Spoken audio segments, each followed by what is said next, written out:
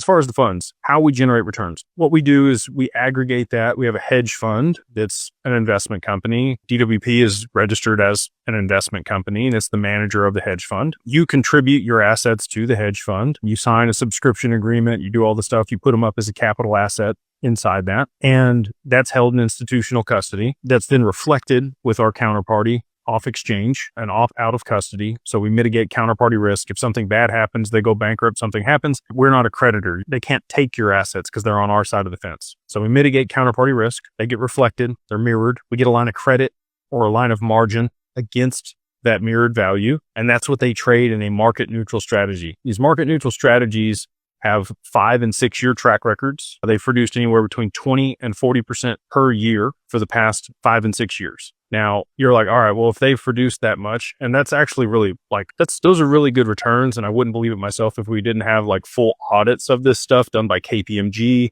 and Deloitte, like the top 4 audit firms. Okay. The tear sheets are awesome on these funds that we have. We get an 80% line of margin against the reflected XRP. And then we only ever trade 40 to 60% of that line of margin. And the reason we do that is to mitigate volatility risk. When we had the crash on 1010, no XRP got called away and nothing bad happened. It worked perfect. And if you could ever have a test of the way that we've structured this to make sure that there wasn't going to be a problem, that was it. So we lost no XRP because that's our number 1 rule. Our number 1 rule is don't lose XRP.